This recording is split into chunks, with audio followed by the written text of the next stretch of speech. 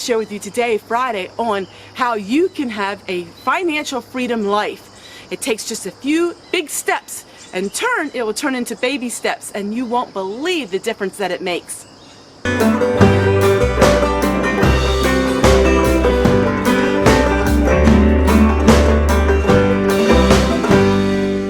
Welcome back, everyone. I'm going to share with you today about financial freedom and how you can gain it and how you can achieve it. It's very simple, but it can be profound in your life. Financial freedom means about getting out of debt as much as you possibly can. So what I do is, when we were in debt, the first thing we did is we took our smallest debt that we had and we worked on paying that off. So the smallest debt that you had, let's say you had a car loan for $3,000. Put all of your money towards that and pay off that car loan. Then what money you use to pay off your car loan, you in turn put that into a credit card debt. Debt is something that is like a noose around your neck. Even the Bible talks about having debt and how debt can be such a hard part of your life. But what else can you do? Let's get finding out. Well, everyone, the first steps in financial freedom are reducing your debt, and then it's so simple from there. So it is recycle, reuse, and repurpose. So if you're going to be paying off your debt, that means you're going to have money. And in order to have money, that means you have to save your penny. A penny saved is a penny earned. And so how do you save your pennies? Even in 2019, pennies do add up. So many times people say, oh, it's $5 here and it's $2 there. It does make a huge difference. So I'm going to share with you step 1, pay off your debt. Step 2, repurpose. You're seeing me in my canning garage. I have not been out here a whole lot filming simply because we've had an extremely hot summer. But in the fall, you're going to see me out here a whole lot more. And I'm going to be sharing with you my canning garage. As you know, I took a garage that was full of junk, got rid of it, and I used this into a little outside kitchen. What do? We repurpose. Keep all of your jars. These are pickle jars. I actually can in these. If you didn't can, that's fine. Reuse them for other things. Why buy plastic containers to store your food in at the Dollar Tree? Even though it's cheap, it's still $1. Take some jars of food that you bought, save your jars. What did Grandma do? So what we have to do is we have to change our train of thought. Our train of thought is, we live in the modern world, let's be modern. But living in the modern world means that you're spending more. So we have to train our thoughts back to the early 1900s, 1954, times when Grandma would take her jars and she would save them. I have been known to stop along the street when I see something out for free and I grab it. I understand some of you live in communities where you don't see that a whole lot, but here in where I live, I get to see it a lot. So it's really exciting for me. Also, don't be afraid to put a free advertisement in your local newspaper. I've done that many times for garden seeds or just in general, things that I may need. It is really amazing how on Facebook, go ahead and say what you need. Hey, does anybody have an extra large kettle like this, canning kettle they could give or loan? You would be surprised. Don't buy it new unless you have to. And when you do buy it new, think about it first before you click on that button. Buying things on the internet can be so much fun, too much fun. It's so simple to look on something and click that button and it's yours, but then you have to pay for it. I don't use a credit card, so I don't have a credit card to use. And so when I got out of debt, credit cards were bye-bye. Now we have one that we keep in our safe, and when we go on vacation, like to the mountains or something, it would happen. We do have it and use it for that way, but we don't use it for any items that we need. So here's my canning garage. 99% of it was things that were given and things that I found for free. And you would be surprised what you can find is if you have the eyes and you look for it. So that is suggestion number 1.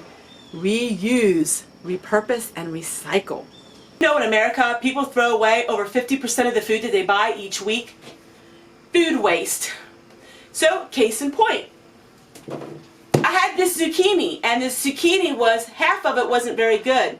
I was going to throw the whole thing away, but I cut into it and realized the second part was perfect and fine. I can make a huge dent in paying off your debt. You wouldn't be spending so much money on food. You could take that money and roll it into your debt. Its circle goes around and around. Really, it does. I know not everybody is able to glean the kind of food that I do, and it's been a real blessing. I only found out about it a couple weeks ago. But did you know a lot of people on my channel have gone to the food pantries and food banks and asked them, hey, what do you do with your leftover produce? Do you throw it away? And I know 3 of you actually are gleaning produce. Imagine that. So it all depends on where you are and all depends on your living situation. But for me, canning has been amazing. A lot of you ask me about my canning and say, well, to buy the jars, it's expensive. To buy the lids, it's expensive. But for me, it's not. And let me tell you some tips. In the beginning of my canning, I went to garage sales every single weekend. Now, I went to garage sales that were very close to my home. I don't go driving 20 miles away. Also, I had a note and I would give it out to everyone I knew that garage sale. And I said, if you can find jars for this price, could you get them for me? I've been very blessed. I've had different occasions where my son-in-law's mom found jars for me, and that was a blessing. Also found a lot of jars for free, Craigslist and places like that. You have to be very careful, but you can find things. I also reuse jars, which a lot of people don't do, but I reuse jars that I find at the grocery store.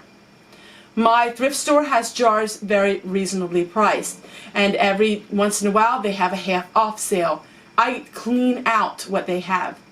I'm still getting jars and using jars to this day because I'm able once a month to glean large quantities of food. I am able to can that, so I'm always getting jars. My food isn't just hoarding for me. We live off of my food, plus I give it to my children, and I have my food here if someone would need it. My food is something that I cherish. Canning, I enjoy it. It brings back the memories of Grandma Fanny. And so canning has been a big thing for me. Also, Tractor Supply in our area has all of their canning supplies 50% off at the end of the season. Some people in Oklahoma told me that their Walmart also has jars and lids on sale. In fact, a dear friend of mine told me she got lids for $1 a box when they were on clearance sale. You just have to really look, and when you find it, you got to buy a lot of it. About a year of lids that I always keep stored up. You know, it is all about what is your priority in life, and so mine is food, and mine is saving food, and now I don't have to go to the grocery store at all. Now I just got to find a way to get some milk. But this is one way that I have really had gained financial freedom, and that is gleaning food and growing my own food. Back in 2007, we were over $300,000 in debt, and I share with you in practical ways in over 1,000 videos how we got out of debt and how we had financial freedom. But the key is to learn by your mistakes. By your mistakes, in other words, you don't make the same mistakes twice, and we haven't. We don't use the credit card, and we don't buy things that we can't afford. And we don't buy much of anything, and I would be honest with you, it is a sacrifice. You have to change your mindset. It was very hard for me. The first month was almost impossible. The second month, it got a little better. The third month was a little bit better. And then the fourth month, it got really bad again. And to wean yourself off of the modern way of thinking, oh, it's old and it's yucky, get a new one. But soon it becomes your lifestyle, and you're never too old to learn these things. You know, maybe you're not in debt, but you're 65 years and older, and you're realizing that your money is not going very far. A lot of my people that watch my videos are 65 years and older and living on Social Security. But living on Social Security means that you go without. I understand that. I'm younger than you all, but I do understand that. And living on Social Security, sometimes people have to choose between their medicine and the food. And I want to share with you ways coming up how you can live an abundant life on Social Security. Not the hype of Social Security where people just talk about it in order to try to gain views, but real living off of Social Security. You know, there's so many people out here on the YouTube land that I live off of Social Security, but yet they live a very, very extravagant lifestyle. I'm talking about the people who live off of Social Security that live in older homes, people that don't have anything extra. And that is my burden, and that is my passion, is to reach out to those people, because I know what it is like. Even though I didn't live off of Social Security, I lived off of no money whatsoever. I'm living off of no money whatsoever. I live very cheap because that is a choice that I decided to make, and that is a lifestyle I decided to make. But also in living this lifestyle, I am able to relate to all of you. And through that, that is what my passion of my channel is. It's sharing with you an abundant life on nothing. Nothing. Not abundant of life on fancy cars, or abundant of life on big houses, or going out to eat at fancy restaurants. It's have an abundant life on nothing. You know, it seems like it's a play of words, doesn't it though? To have an abundant life, you would think it would be, you would have abundance of things. But it's not true at all. In fact, the good old days were not good at all. But they were good old days because it was in the heart. The good old days, they struggled. A lot of people talk about how they struggled and it wasn't good. And I understand that. Their struggle was severe. And they don't like when I say about the struggling being good and being abundant. It's a mindset. It's a mindset which I am trying to share with you. Struggling is not fun. It's not fun.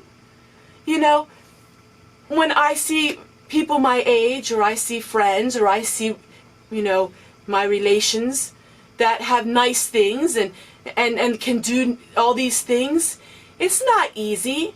But does that bring happiness? True happiness? Yes, money can help you. Money can make your life easier. But in turn making your life easier, do you become more softer? Do you not hear the pleas of others? Where is the empathy? That is one of the things. So many times when people have an abundance of riches, an abundance of things that the material world offers, they lack it in their heart. Empathy for others. They can drive down the street and see someone and say, well, they're there because they chose to be there. Their life chose them there. But where is the empathy? Where is the empathy on the homeless man? We've all made mistakes in our life, but do we learn from those mistakes? That's the key. Or do we keep making them over and over again?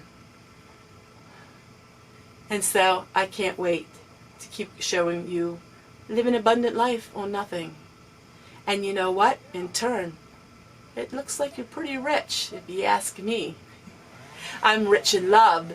I'm rich in friends. I'm rich in family. And I'm rich because I learned to live a contented life, and you learned it as well. Take care, everyone, and let me know in the comments below suggestions you make on getting out of debt and living a contented life with financial freedom. And not just financial freedom, but freedom in your spirit as well. Bye, everybody.